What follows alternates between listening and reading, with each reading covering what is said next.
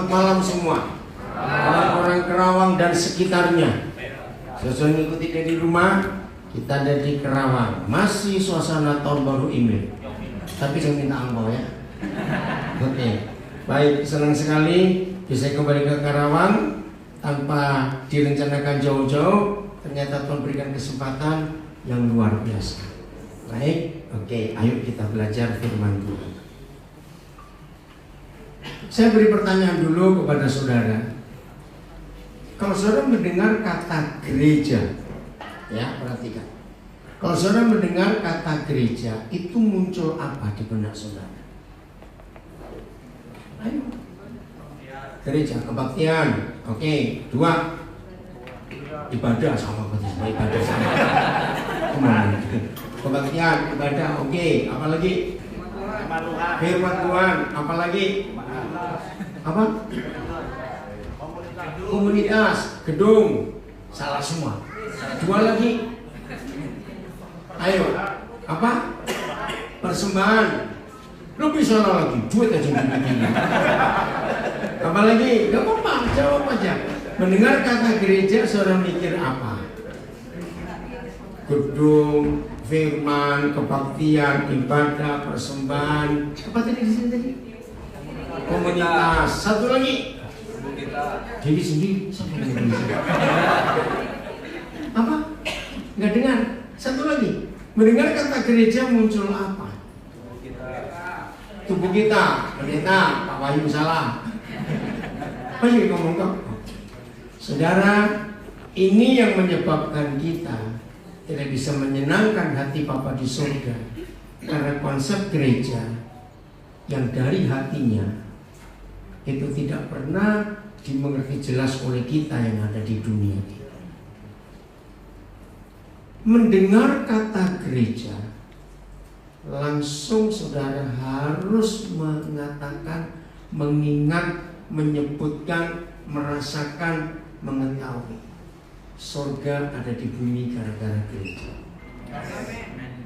Betul? Karena gereja itu satu-satunya perwakilan surga yang ada di bumi ini. Mari kita lihat ayat yang pertama. Tapi saya ingin kita lihat dalam bahasa Inggris. Di multimedia ada bahasa Inggrisnya 2 Korintus 5 ayat yang ke-20. Coba lihat. Nah, seharusnya begitu kita mendengar kata gereja, yang keluar harus kalimat ini. Kedutaan besar. Udah? Now then we are who? Ambassadors for Christ. Stop. Dalam bahasa Indonesia hanya disebut utusan. Maka itu saya minta kita baca dalam bahasa Inggrisnya. Ambassadors, duta besar. Ini gereja. Oke, Karawang bukan ibu kota negara, bukan ibu kota provinsi, sehingga mungkin kita semua sulit membayangkan duta besar. Tapi kalau saya ke Jakarta, ke daerah Kuningan, itu hampir semua kedutaan besar negara-negara sahabat itu berkantor di sana. Ada yang pernah tahu ke Kuningan? Jakarta ya? Belum? Oke, besok berangkat. Jangan lama-lama, besok. Nah, di situ saudara akan melihat negara apa punya gedung, negara apa punya gedung. Nah, saya mau jelaskan. Ini gereja. Jadi gereja itu adalah kedutaan besar kerajaan surga di dunia. Udah ada yang ngamen sih saya. Kalau saudara nggak mau respon, pulang aja sudah. Oke, musik silakan. Terima kasih. Jadi begitu mendengar kata gereja, maka yang kita mikir perwakilan surga di dunia. Di mana ada gereja, harus ada surga di sini.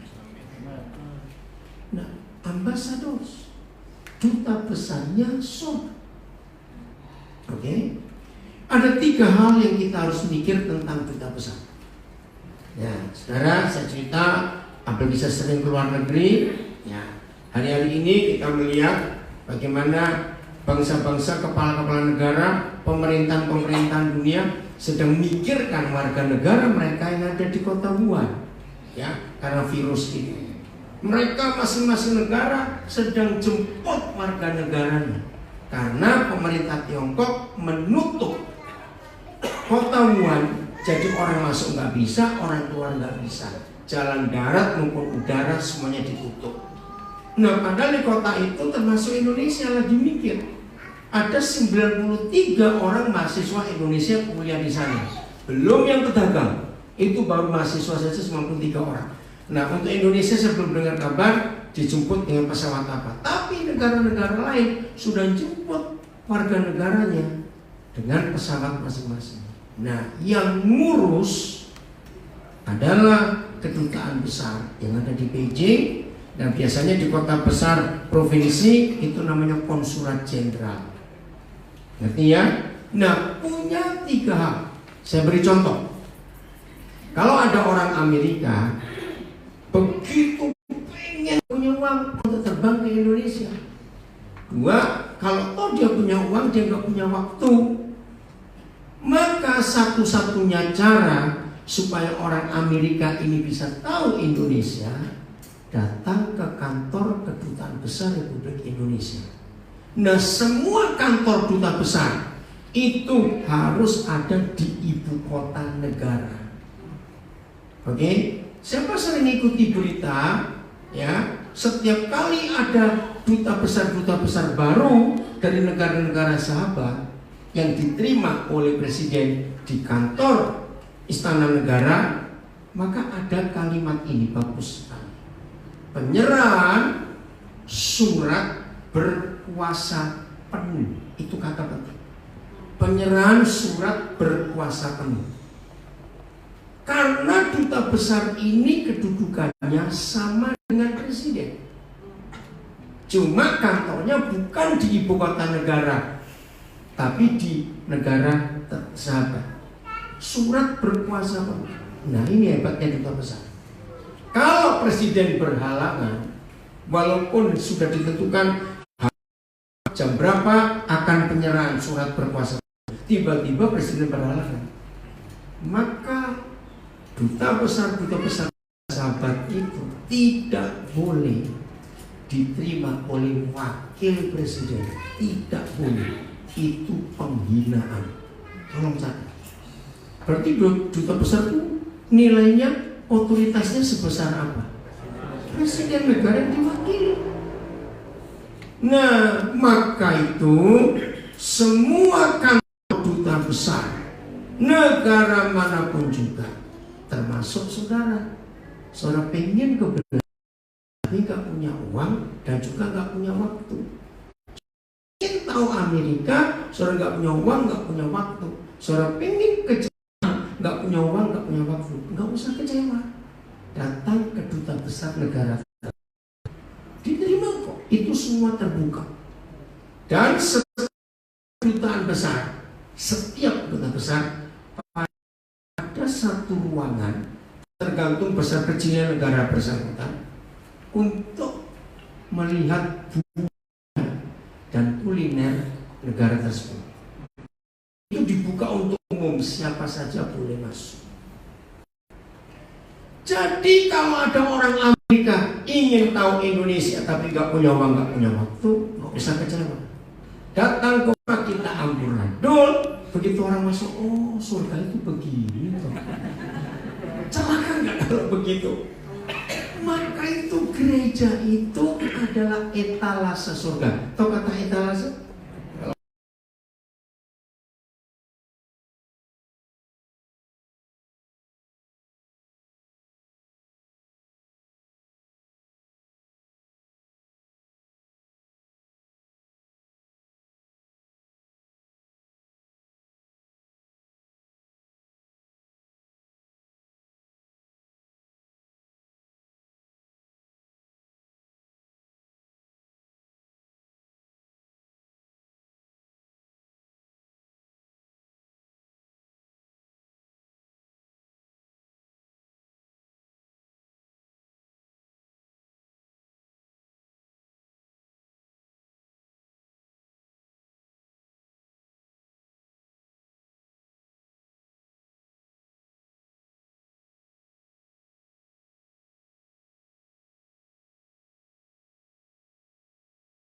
paling dahsyat.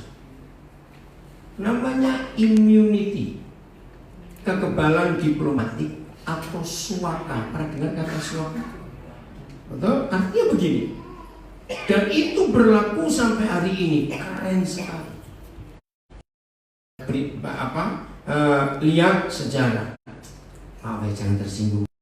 Kalau saya melihat wajah saudara saya terangkan ini, kok banyak yang nggak tahu gitu. Karena saudara terlalu banyak nonton drama Korea. Maka itu nggak tahu berita politik ini. Maafkan ya. Cari, maka itu belajar soal politik. Dari 3 hal tentang kedutaan besar, satu yang paling hebat.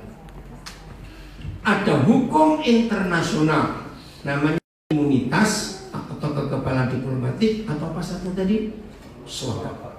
Misalnya ada penjahat Jakarta, pembunuh sekalipun jahat, pokoknya perampok, pembunuh, sudah dicari oleh polisi. Ternyata polisi tahu penjahat ini pas ada di daerah Kuningan.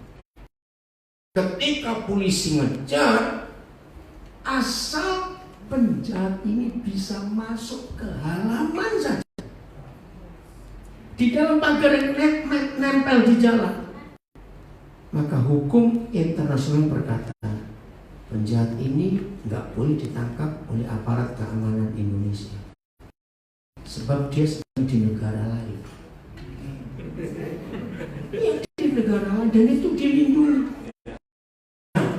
Saya mempelajari politik, sosial politik itu keren sekali. Literatur yang tertua sampai hari ini belum ada yang lebih tua yang pernah ditemukan oleh manusia. Tulisan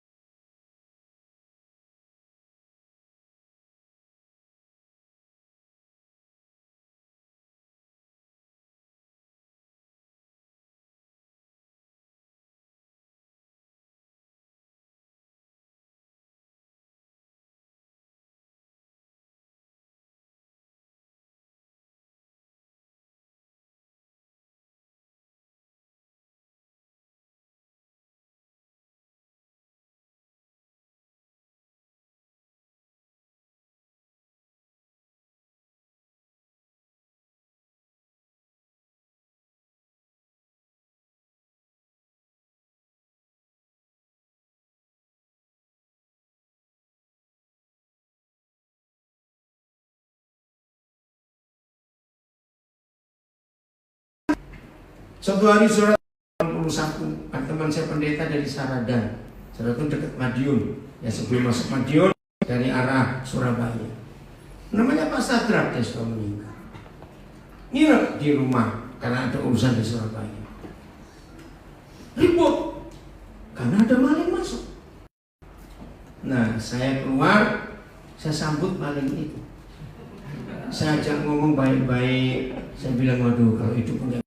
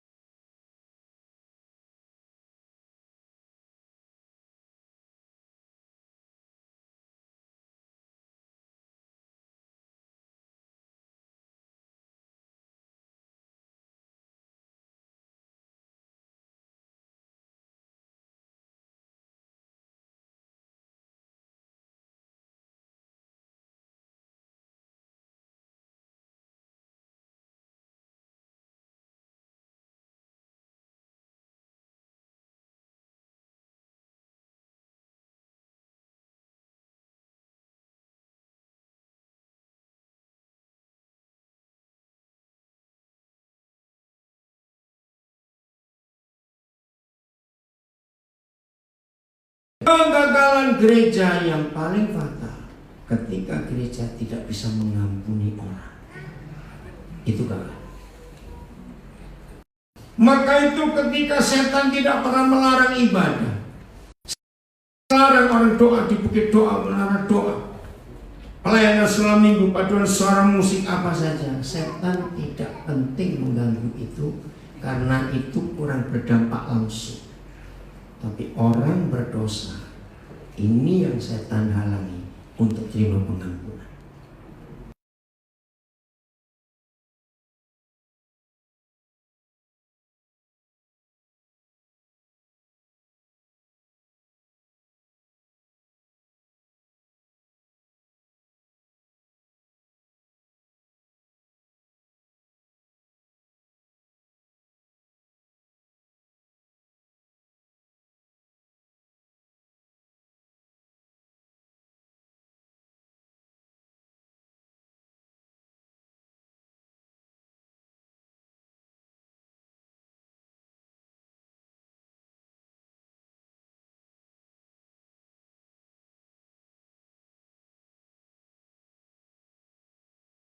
Oh ini ayat 22, oh ini ayat 23. Tidak, ini sambung. Jadi saya tidak membaca angka ayatnya, tapi sambung. Apa yang terjadi sesudah gereja menerima Roh Kudus? Lanjut. Jadi tidak ada batasan. Begitu gereja menerima Roh Kudus, maka otoritas tertinggi, otoritas terbesar dari gereja bukan buat ibadah, bukan khotbah, bukan doa, bukan nyanyi, bukan puasa, bukan sekolah teologi, tapi mengampuni. Ini otoritas.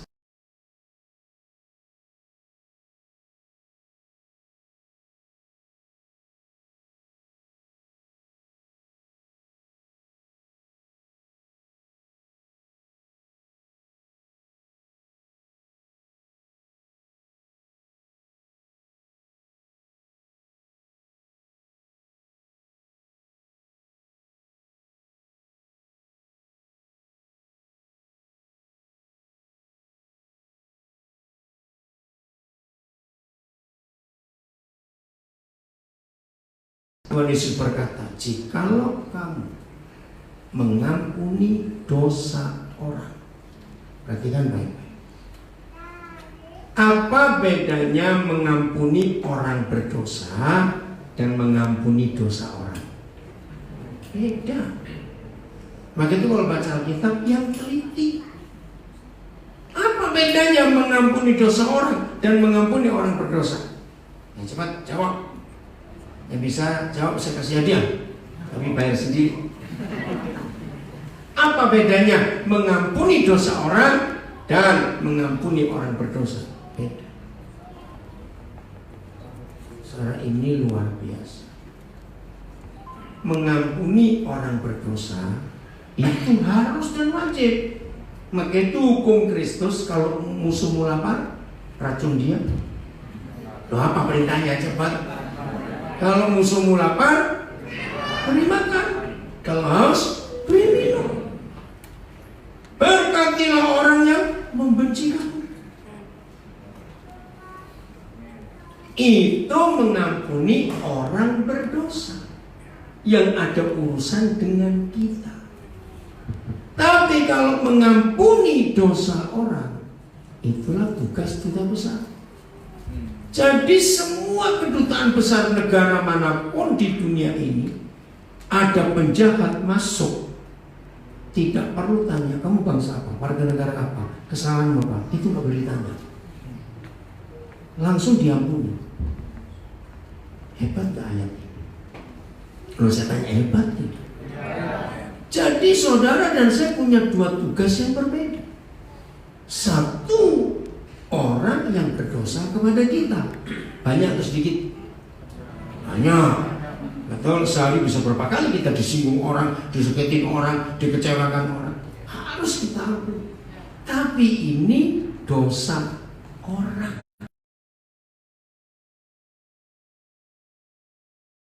Tapi Tuhan memberikan kita kuasa untuk mengampuni. Saudara, tidak ada kitab suci agama apa saja Suatu kali saya ketemu, justru dari orang Muslim saya belajar. Ternyata beda. Memaafkan dan mengampuni itu beda. Saya juga baru tahu. Kira-kira ada yang pernah tahu nggak bedanya memaafkan dan mengampuni? Ternyata orang beragama tidak bisa terima kalau kita berkata dosamu diampuni. Mereka marah. Saya pikir, loh kenapa marah? Ternyata di benak semua orang beragama, manusia itu hanya bisa memaafkan. Yang mengampuni itu cuma Tuhan. Oh, saya baru tahu. Tapi perintah Tuhan Yesus kita memaafkan atau mengampuni. Ini yang dunia butuh. Katakan amin. Beda sudah. Panas. Coba saudara lihat. Baca 4 Injil. Hanya ada satu peristiwa yang Tuhan Yesus kerjakan. Dan satu ini begitu orang-orang Farisi, imam-imam, ahli Taurat tahu, pasti mereka marah. Yaitu ketika mereka melihat Tuhan Yesus mengampuni dosa orang. Hai anakku, dosamu diampuni. Itu berkali-kali. Sebelum saya ngerti kebenaran ini, saya tuh mikir, Tuhan, cobalah lain kali kalau mengampuni dosa orang, jangan ada orang-orang itu, supaya nggak ribut terus. Loh, boleh nggak saya berpikir begitu? Karena tiap kali ribut ada mereka. Ternyata sampai hari ini orang beragama pun punya konsep yang sama. Siapa kamu bisa mengampuni dosaku? Oh, saya baru ngerti. Kalau saudara belajar psikologi akan tahu konsep ini. 88% penyebab masalah hidup manusia adalah rasa bersalah yang gak berkesudahan. Betul? Guilty feeling, dikejar, dituduh, itu pekerjaan iblis. Masih ingat Wahyu 12? Iblis itu siapa kita? Pendakwa kita, penuduh kita. Dakwaan hanya akan selesai kalau ada pengampunan gitu. Oh, susah bener. Loh, betul, nggak bisa diampuni, nggak bisa didakwa lagi. Betul? Nah, jadi pekerjaan iblis yang suka mendakwa manusia akan gugur ketika gereja yang punya otoritas mengampuni dosa orang itu dikerjakan. Ini luar biasa. Lagi sekali baca. Jikalau kita ngapain? Mengampuni dosa orang, dosanya diampuni. Tapi jahat kita pakai yang kedua. Dan ayo baca. Jikalau kita menyatakan dosa orang tetap ada, maka dosanya tetap ada. Jadi menurut ayat ini, dunia ini banyak orang berdosa, ternyata bukan gara-gara setan, tapi gara-gara setan-setan Kristen ini. Kok ada setan jadi Kristen? Ya kita ini setannya masalahnya. Betul tidak? Karena kita diberi otoritas, tidak melakukan otoritas ini. Maka itu ayo kita berubah. Konsep ini yang harus kita pertahankan. Maaf, Jer, ini yang mana kok Papa nggak lihat? Oh, ada di situ. Maaf ya, Papa cari. Dengar ya, konsep ini yang dibenci oleh iblis. Siapa pernah mengatakan pada seseorang, dasar kamu? Itu artinya apa kalimat? Dasar lu. Mendakwa, apalagi mengutuk, enggak, menjudge, menghakimi, apalagi saya mau pakai kata ini loh, kok suara susah benar. Apa? Iya. Kalau kita berkata pada seseorang dasar kamu, berarti kita menyatakan dosa orang itu tetap ada. Ngeri nggak itu? Oke, maka itu di dunia banyak orang berdosa gara-gara. Lah ya jawab gara-gara siapa? Kita. Maaf, saya masuk lebih dalam lagi. Sering nggak suami istri ngomong kata itu ke pasangannya? Loh, saya tanya, wah, suami istri yang belum nikah dengar dulu. Sering? Loh, saya tanya, sering suami istri? Nah, bertobat. Jadi di rumah saudara ada orang berdosa karena mulut kita yang salah. Apalagi ada suami ngomong pada istrinya, ada istri ngomong pada suaminya. Ternyata kakekmu begitu ya, lantas bapakmu begitu, dan persis kamu. Aduh. Pernah dengar ada orang ngomong seperti itu? Wih, berarti 3 turunan sama semua. Maaf. Ayo jujur suami istri yang nggak pernah mengampuni. Ngeri. Nah, psikologi mengakui kalimat ini. Orang yang diampuni itu lega hidup. Amin. Nah, maka itu Gereja Katolik menggunakan ayat ini 100%. Kalau saudara dari Gereja Katolik pasti tahu. Gereja Katolik punya 7 sakramen, termasuk Ekaristi, ya, pacaman kudus, banyak lagi, baptisan. Nah, salah satu dari 7 itu namanya sakramen pengakuan dosa, dan itu luar biasa. Salah satu sumpah kaul dari seorang imam, salah satu kalimat sumpah ini begitu harus dibaca, diomongin dengan jelas. Aku tidak boleh membocorkan umat yang membuat pengakuan dosa. Itu sumpah, enggak boleh. Maka itu kenapa orang-orang Katolik begitu bisa ketemu pastor atau imam dan mengaku dosa langsung lega, karena ayat ini yang terjadi. Nah, dunia membutuhkan ini. Ini tugas duta besar. Jadi tolong perhatikan yang sudah sering baca Yohanes 20 ayat 23, tapi baru hari ini ada pengertian sejelas ini. Ayo kita buat di dunia ini nggak ada orang yang tetap berdosa. Lewat siapa? Lewat kita, duta besar kerajaan surga.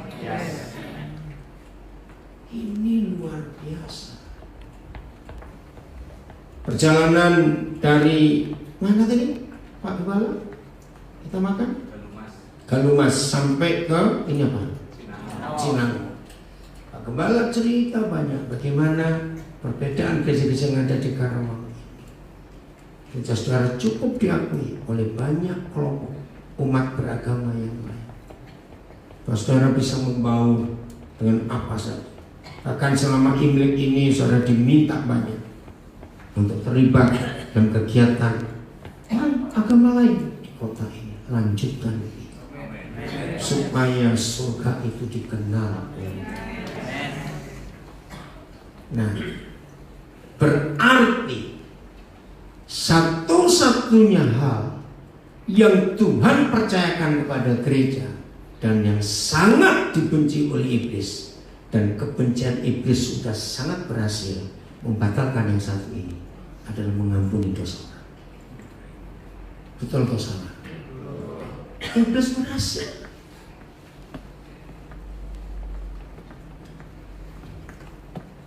Mau berubah mulai hari ini?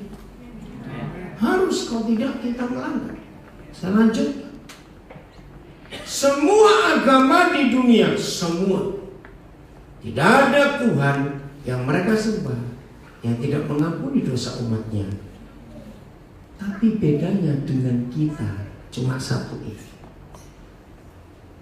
Hampir semua agama Tuhan mereka mengampuni umatnya, itu pasti ada sesuatu yang dikerjakan. Betul tidak? Buat ini, bayar ini, lakukan itu, nyiksa diri, puasa, macam-macam. Itu pun masih ditimbang lagi oleh Tuhan mereka, ribet benar. Tapi kita beda. Saudara dan saya diampuni bukan karena buat ini, buat itu, melakukan ini, melakukan itu, persembahkan ini, persembahkan itu. Tidak. Kita diampuni karena kita mengampuni kesalahan orang lain. Ini beda. Tapi lagi sekali, ini pun dibenci oleh iblis. Dan iblis berhasil. Coba kita buka Matius 6 ayat 14-15. Sederhana. Setelah doa Bapa kami, amin. Terus Tuhan Yesus ngomong hal yang sangat singkat. Enggak. Karena baca, ganti saya bukan kamu. Karena jikalau saya mengampuni dosa, ini baru orang berdosa. Beda ya, tadi dosa orang. Oke, ulang. 1, 2, 3. Karena jikalau saya mengampuni kesalahan orang, Bapa saya yang di surga akan mengampuni saya juga. Ayat 15. Tetapi jikalau saya tidak mengampuni orang, Bapa saya juga tidak akan mengampuni kesalahan saya. Stop. Apa status kita kalau tidak diampuni? Karena kita tidak mengampuni orang. Orang berdosa dan binasa.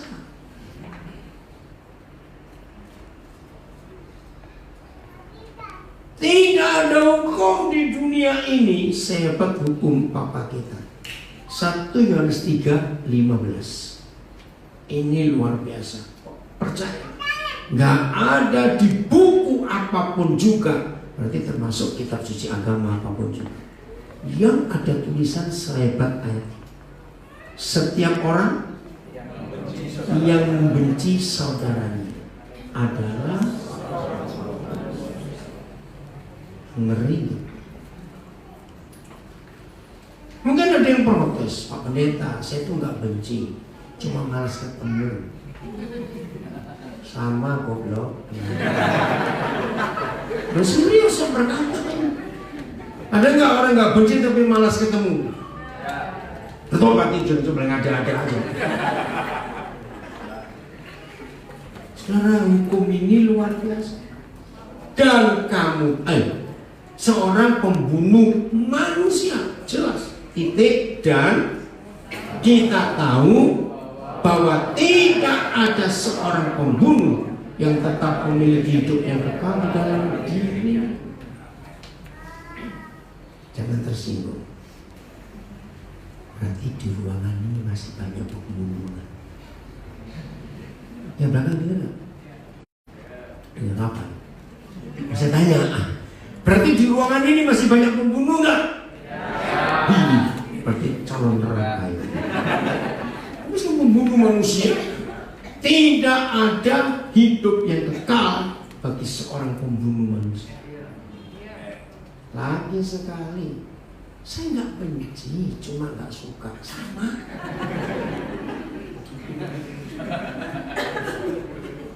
Apalagi malas ketemu, sama. Nggak suka, sama. Malas bicara, sama. Apalagi? Nah, 4 Injil secara bongkar ternyata begini. Tuhan Yesus memberikan satu saja bukti bahwa orang yang sudah mengampuni orang itu cuma satu, yang 4 Injil tulis. Berarti orang itu bisa makan bareng orang itu. Wih, keren sekali.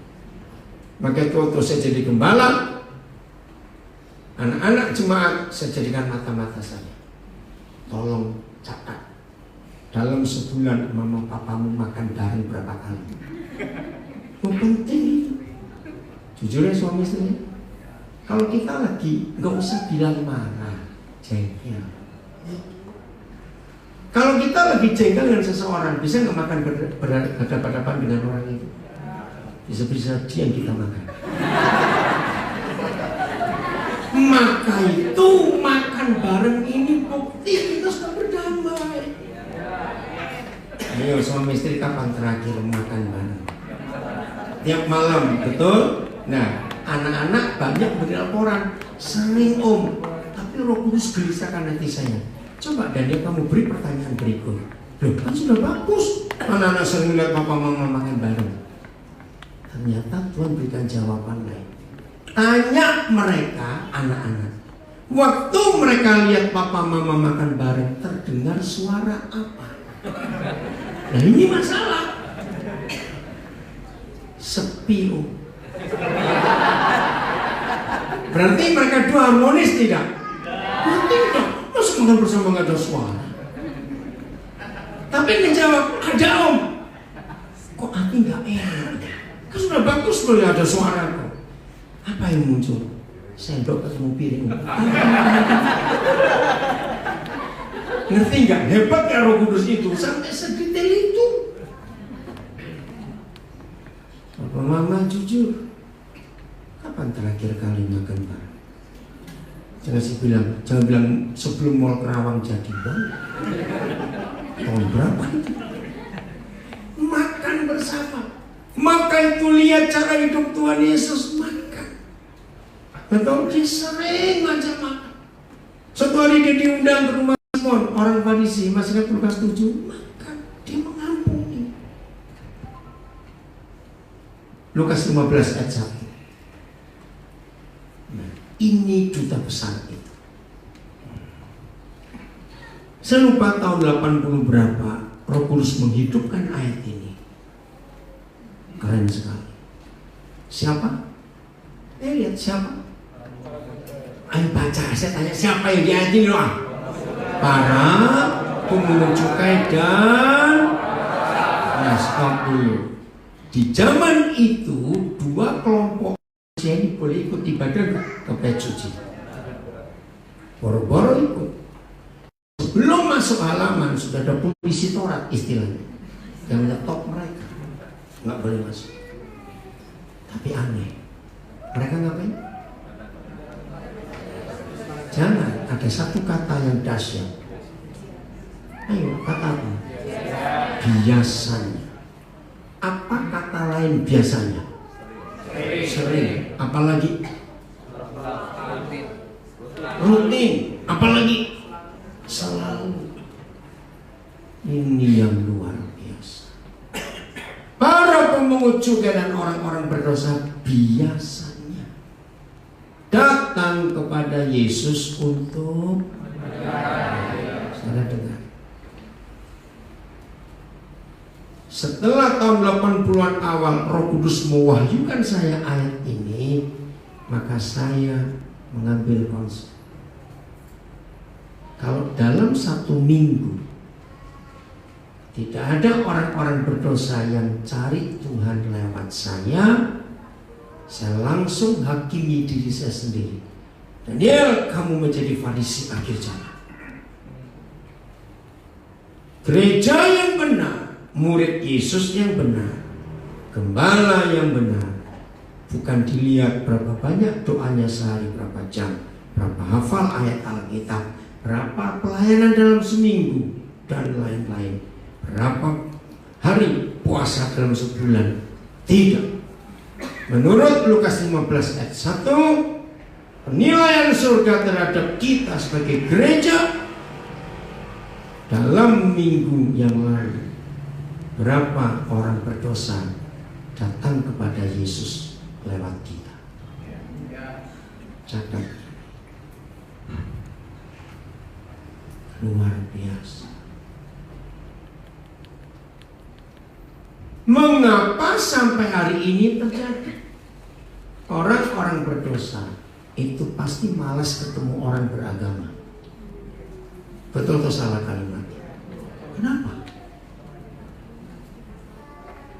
Kenapa? Ayo. Kenapa orang berdosa itu begitu lihat orang beragama, nggak suka? Jawab.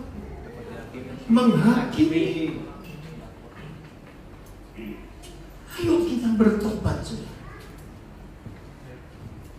Maka itu selalu ditanya siapa yang biasanya datang ke kita untuk mendengarkan Yesus. Ini konsep yang luar biasa. Jadi orang-orang berdosa nggak boleh takut ketemu kita, katakan. Maka itu hukum internasional, orang berdosa aman kalau bisa masuk ke halaman saja, nggak usah masuk rumah, halamannya saja. kantor duta besar, mereka selamat. Dunia membutuhkan ini. Jadi mulai hari ini cari orang-orang berdosa. Cari.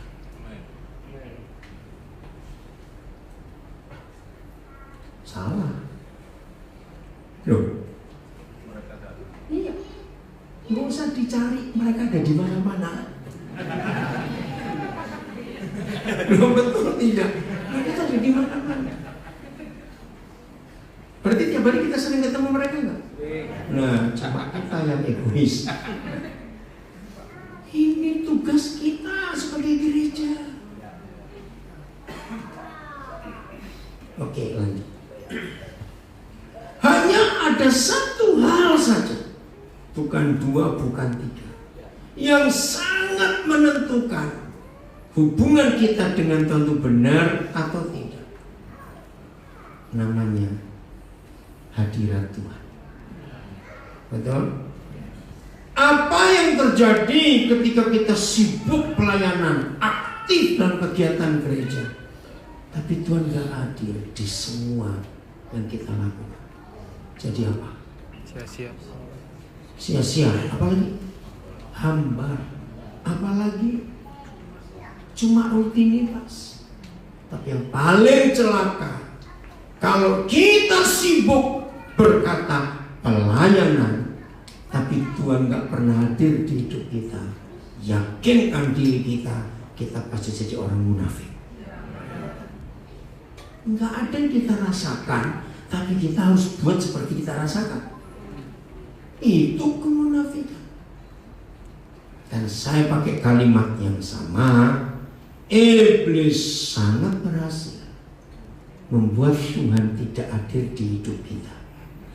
Bukan karena kita kurang lama berdoa, bukan karena kita kurang hafal ayat Alkitab, bukan karena persembahan kita kurang banyak, bukan. Karena kita tidak mau mengampuni. Itu membuat Tuhan tidak hadir. Dan lagi sekali, iblis sudah sangat berhasil. Kita buka ayatnya, Ibrani 12 ayat 14. Maka itu jangan main-main dengan tidak mengampuni. Katakan amin. Jangan main-main. Ini fatal, saudara. Maka itu banyak kemunafikan terjadi di dalam gereja. Betul atau salah kalimat ini? Karena kita tidak jujur di hadapan Tuhan. Berusaha ngapain? Hidup damai dengan berapa orang? Nah, yang Natal lalu datang, Natal gabungan, saya sharing ayat ini juga. Berusaha hidup damai dengan semua orang. Semua orang itu berapa? Bukan banyak, semua. Pokoknya orang. Mau seperempat atau separuh, pokoknya orang. Loh, kok nggak percaya? Ada orang separuh itu yang cacat itu. Oke. Dan nah, baca yang betul, kejarlah perdamaian. Sebab tanpa hidup damai dengan semua orang, maka ayo baca, maka tidak seorang pun akan melihat Tuhan. Nah ini. Jadi iblis, dengarin, iblis itu jauh lebih teliti baca Alkitab daripada kita. Serius. Maka itu ayat-ayat vital mereka ambil. Salah satu contoh ayat ini. Ternyata untuk membuat kita nggak bisa menikmati hadirat Tuhan, cukup satu orang saja kita nggak berdamai, selesai. Maka itu lagi sekali jujur suami istri. Ayo damai atau tidak? Damai. Tentu. Dan kita nggak lihat kok. Maaf, betul tidak? Yang tahu anak-anak kita. Betul? Nah, setelah jalan sekian waktu saya kembali. Waktu saya jadi gembala dulu, akhirnya ada 2-3 orang anak ketahuan bapaknya bahwa mereka jadi mata-mata pendeta. Dimarahin. Nah, anak itu datang datang ke saya, Om, ketahuan Om. Saya datangi bapaknya. Saya ingat karena waktu. Kalau saya ingat waktu itu, saudara, saya sampai heran sendiri. Itu ternyata anak-anak jemaat nggak perlu saya minta laporan masuk terus tiap hari papa mamanya ngapain di rumah. Kenapa? Apa motivasi mereka berani lapor ke gembala papa mamanya? Ini loh yang buat nangis. Kenapa? Ayo mikir, kenapa mereka begitu suka melaporkan apa-apa kepada gembalanya kalau nggak baik terjadi dengan papa mamanya? Siapa tahu? Iya, anak-anak itu capek kalau lihat papa mama berantem terus. Anak-anak jawab, betul atau tidak? Benar itu papa mama.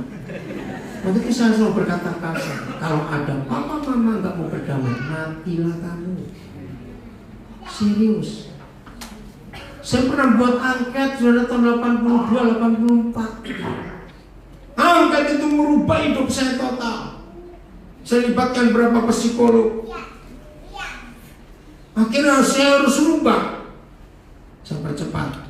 Akhirnya saya tambah satu pertanyaan begini. Kalau begitu, kalian sebagai anak-anak senang lihat papa mama tapi gak berfungsi, atau lebih senang lihat kuburan mereka? Tolong catat. Hampir 89% anak-anak menjawab, kami lebih baik lihat kuburan papa. Hancur hati saya.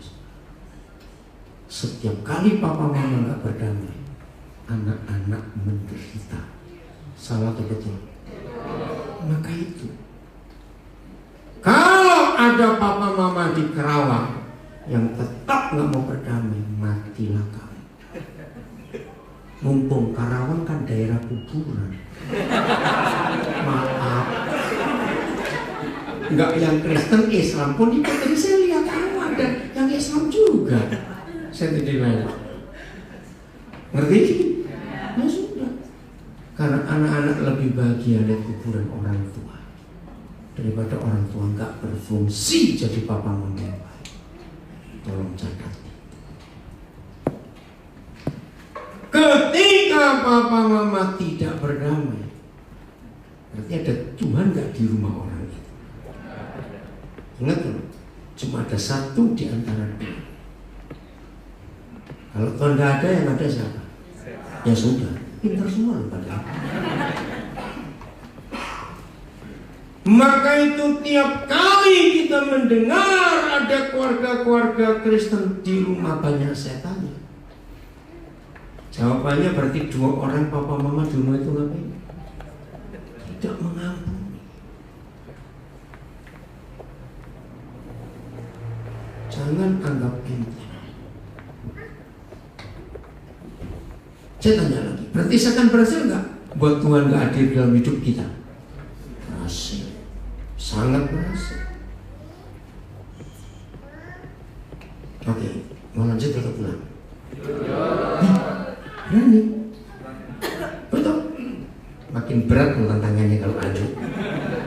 Nah, serius, saya bilang dulu ini karena saya sayang saudara. Kan Tuhan berkata, kamu nggak dihukum kalau melanggar sebelum kamu tahu hukum. Ngerti nggak maksud saya? Jadinya kalau saudara tetap ingin tahu risikonya kalau nggak melakukan setelah tahu. Berani? Lanjut. Tuhan kau dengar. Awas. Saudara, jadi dunia ini banyak setannya bukan karena kuburan, tapi karena kita yang tidak mau mengambil. Ini konsep yang luar biasa yang tidak dimiliki oleh agama apapun juga. Jadi kata berusaha, mana tadi ayatnya, ulangi lagi. Kalau ada kata berusaha, itu tergantung siapa, Tuhan atau kita? Jelas kita. Maka itu jangan pernah berdoa, Tuhan tolong kau supaya saya bisa ngampuni majikan Tuhan. Awas doa begitu. Tuhan nggak akan dengar doa itu, karena itu tergantung kita. Roma 12. Roma 12. Coba mulai ayat yang ke-17. Nah, baca sama-sama. 1, 2, 3. Stop. Janganlah membalas kejahatan dengan kejahatan. Titik, koma. Ayo, lakukanlah apa yang baik bagi berapa orang. Semua. Lakukan yang baik. Ayat 18. Nah, saya suka kalimat ini, kan? Paulus itu luar biasa. Sedapat-dapatnya. Kalau ini kan luar biasa. Jadi nggak tergantung Tuhan, tergantung siapa?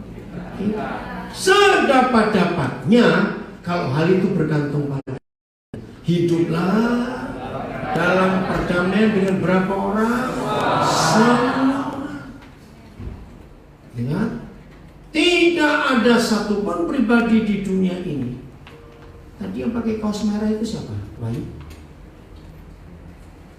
Anak muda yang tinggi tadi ngambil barang siapa namanya? Geraldi. Panggil dia.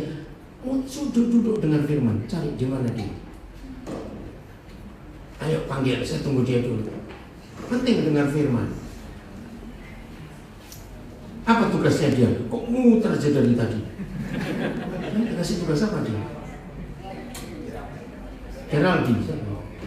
Tugasnya apa? Apa? Cari makan. Cari mamanya loh. Mamanya di mana? Loh, yaudah, kok keluar lagi? Maaf. Udah belum? Ya kita tunggu dulu ya. Tadi tadi muter aja dia. Dia kenapa? Kalau yang dua manggil gak masuk malah. Mana ini?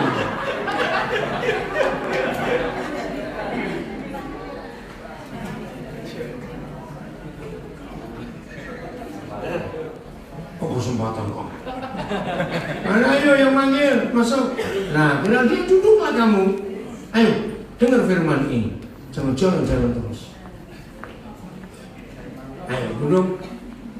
Mana ada kursi nggak di situ? Oke, ayo. Makasih ya. Oke. Saya lanjut. Jadi kalau tidak ada siapapun yang pernah disebut Raja Damai selain Tuhan Yesus, betul? Maka semua murid-muridnya Raja Damai harus berdamai. Ayat berikut. Ini penting sekali. Matius 5 ayat 9. Ternyata di Alkitab ini tidak ada ayat lain selain Matius 5 ayat 9 yang memberitahu kita kenapa kita disebut anak-anak Tuhan. Kapan, bagaimana, kok bisa? Baca sama-sama. 1, 2, 3. Berbahagialah orang yang membawa damai. Kita disebut anak-anak Yahweh Tuhan bukan karena kita ganti nama. Kita disebut anak-anak Bapa di surga bukan karena kita rajin berdoa kemana-mana bawa Alkitab. Tidak ada kriteria lain yang tertulis di kitab suci kecuali Matius 5:9. Saudara dan saya disebut anak-anak Tuhan cuma satu. Kalau kita bawa damai. Apa arti kata bawa damai? Catat, nggak punya musuh. Catat. Ya ini gampang. Jujur, banyak atau sedikit manusia itu hidupnya punya koleksi musuh. Koleksi lagi. Terus saya tanya, ada atau tidak? Salah, banyak. Ada. Loh betul tidak? Makin tambah umur kita, tanpa kita sadari jumlah musuh kita itu makin banyak. Loh betul atau tidak? Loh jawab wajar atau tidak? Nanti balik disalahin orang kan ngumpulin musuh itu. Maka itu ayo kita bertobat. Nah, karena setan lebih teliti baca Alkitab daripada kita, termasuk ayat ini mereka pakai. Berarti setelah setan pakai Matius 5 ayat 9, banyak atau sedikit yang disebut murid Yesus itu bukan anak-anak Tuhan? Lu jawab. Karena setan berhasil. Lagi sekali, musuh nggak punya Pak, cuma malas ketemu.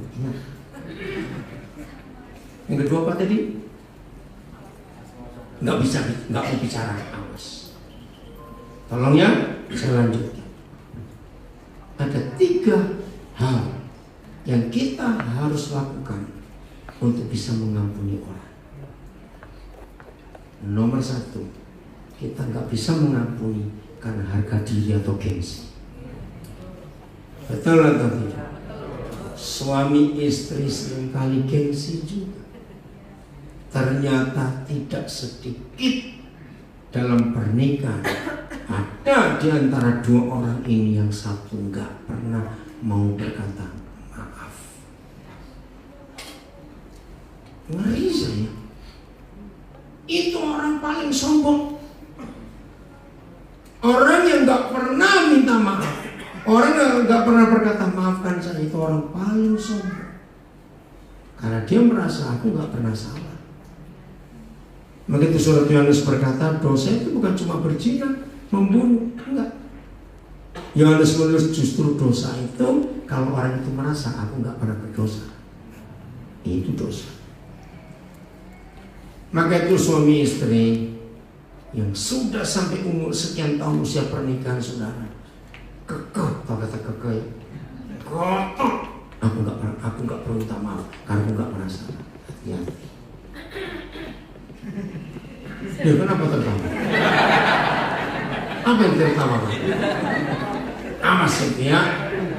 Ini yang menyebabkan kita nggak bisa mengampuni. Nomor 2, kita nggak bisa mengampuni karena kita merasa dirugikan. Betul tidak? Secara manusia itu wajar. Kalau dirugikan kok diampuni? Oke, kita buka ayatnya. 1 Korintus 6 ayat 7. Jadi proses mengampuni harus kita pakai dasar firman Tuhan. Adanya saja perkara di antara kamu yang seorang terhadap yang lain. Stop dulu. Kalau ada kalimat dengan cara saya baca intonasi, adanya saja perkara di antara kamu seorang dengan yang lain, ini sebetulnya perkara besar atau kecil? Kecil. Dan justru kita ini jadi pembunuh. Mas ingat tadi pembunuh itu siapa? Ayo, siapa pembunuh? Yang membenci saudaranya. Saya nggak benci tapi pembunuh juga nggak. Belum mati kok, saya baru pancet hidungnya. Oh, semua begitu kan? Nah, saudara perhatikan ini. Iblis berhasil. Apa yang terjadi kalau adanya saja perkara di antara kita satu dan yang lain itu telah baca. Telah apa baca? Telah merupakan kekalahan bagi kita. Inilah hukum surga. Saya nggak hafal KUHP. KUHP itu kitab undang-undang hukum perkara, polisi, jaksa, hakim, pengacara itu hafal. Saya nggak hafal. Di dalam KUHP, pasal-pasal pembunuhan ini ribet. Pembunuhan berencana, pembunuhan tidak sengaja, pembunuhan mutilasi, pembunuhan macam-macam. Tapi surga cukupnya satu. Barang siapa membenci saudara, dia adalah. Nah, jadi buat surga membunuh itu tidak harus menghilangkan nyawa orang. Begitu pula berzina. Surga hukumnya keren. Barang siapa memandang orang lain dan menginginkannya, maka kita sudah berzina dengan orang itu bukan di tempat tidur. Di mana? Di pikiran. Keren nggak hukum ini? Jadi meluk enggak, cium enggak, udah jauh. Ayo jujur, pendetanya seorang pendeta. Berarti pendeta apa ya? Ngerti? Jadi pendeta apa itu? Super pendeta. Matanya masih bisa kurang ajar enggak? Ya jawab cepat lah. Itu dia. Berarti di ruangan ini banyak berzina enggak? Awas. Maka itu Tuhan Yesus berkata, jangan mengangkat telunjukmu untuk menunjuk orang lain. Periksa diri. Ini hukum yang luar biasa. Begitu lagi sekali. Gimana cara kita menang atas perkara-perkara kecil? Ada dua resepnya. Satu, mengapa? Baca. Aku ganti akunya. Mengapa aku tidak lebih suka menderita? Oh, orang dunia protes kalimat ini. Aja di belakang tidak adil surga. Tapi ini hukum surga. Justru kalau saudara dan saya diperlakukan tidak adil, itu bukti kalau kita sudah punya kuasa mengambil. Nah, yang sudah seminggu nggak diperlakukan seperti itu, minta. Kok nggak amin? Betul? Supaya membuktikan kita sudah berdamai. Yang kedua, mengapakah? Ini sudah habis. Mengapakah kita tidak lebih suka dirugikan? Mana mau? Jadi hari ini cukup melakukan dua hal ini, maka setan kalah dari hidup kita. Tapi setan akan sehat dan gemuk-gemuk kalau saudara suka menuntut keadilan dan berkata ini hakku, ini hakku. I protes. Begitu hukum surga kebalik-balik dengan hukum dunia. 2 Korintus 5 ayat 18. Untuk mengampuni ya, ayo cepat. 2 Korintus 5. Dan semuanya ini dari Tuhan, yang dengan perantaraan Kristus ngapain? Telahnya itu yang penting. Saudara baca dipotong-potong. Tadi biasanya nggak dibaca ya nanti. Lu kasih 15:1. Ini penting. Saya kalau diajar Roh Kudus baca ayat, selalu dia tunjukkan kata kunci. Nah, kata kunci di ayat ini adalah telah. Saya ulangi. Dan semuanya ini dari Tuhan, yang dengan perantaraan Kristus telah mendamaikan mendamaikan kita dunia ini dengan dirinya, dan yang telah mempercayakan pelayanan perdamaian itu kepada kami. Ini duta besar, menjadi juru damai. Ingat tadi, siapa itu anak-anak Tuhan? Artinya nggak punya musuh. Jangan ngomong, saya nggak musuhan Tuhan, cuma merasa ketemu. Awas kamu gitu. Saudara, saya kaget waktu Roh Kudus tunjukkan. Berarti Papa di surga ngampuni kita itu sejak kapan? Ayo baca ayatnya, sejak kapan dia ngampuni kita? Belum lahir. Bukan belum lahir, sama. Ya sejak kapan saya tanya? Itu ayat ini jelas sekali kok. Sejak kapan? Bukan. Jangan pakai ayat lain. Ayat ini saja ada. Kapan Papa di surga mendamaikan kita dengan dirinya? Waktu percaya? Bukan. Aduh susah. Oleh siapa itu pertanyaannya? Lainnya kapan itu? Kapan peristiwa pendamaian itu kapan? Nggak tahu. Ya kapan? Aduh muter lagi. Saya tanya kapan? Ayo jawab. Saya nggak mau jawab. Saya harus yang jawab harus saudara supaya tahu. Ya kapan? Bukan di kayu salibnya, saya tanya kapan? Sekarang. Berdamai dengan orang lain. Salah baca ya. Kapan? semua. Catat ayat ini. Kita didamaikan, kita diampuni waktu Yesus mati di kayu salib. Ada yang ngomong begitu, salahnya nggak kenceng, salahnya sendiri. Nah, ibu gembala ngomong kenceng dari tadi. Jadi nggak salah sih, saya nggak benar dari sini. Dengar ya. Jadi kita didamaikan dengan Bapa di surga itu dengan perantaraan Kristus yang mati di kayu salib 2000 tahun lebih yang lalu. Ini luar biasa. Dunia memerlukan pengampunan model. Jadi begitu ada orang berdosa dan dosa orang tetap beda. Langsung kita ampuni, cepat, nggak perlu mikir lagi. Orangnya kaget nggak? Loh, jadi kamu sudah mengampuni aku? Iya. Sejak kapan? Sejak aku belum kenal kamu. Loh, betul nggak? Ini ayatnya kan. Saudara dan saya diampuni sejak kapan? Lupa lagi. Sejak Yesus mati di kayu salib. Nah, waktu Yesus mati di kayu salib, kita ini di mana? Aja belum ada. Betul nggak? Kerajaan Taruman Negara pun belum ada. Ngerti? Apa? Ngomong apa? Sudah empire lagi kamu.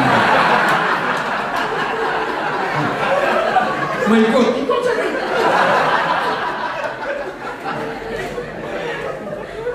Dunia membutuhkan pengampunan model ini, saudara. Maka itu ketika suami istri dendam, setan gemuk-gemuk di rumah orang itu. Betul nggak? Karena makanan setan adalah dendam.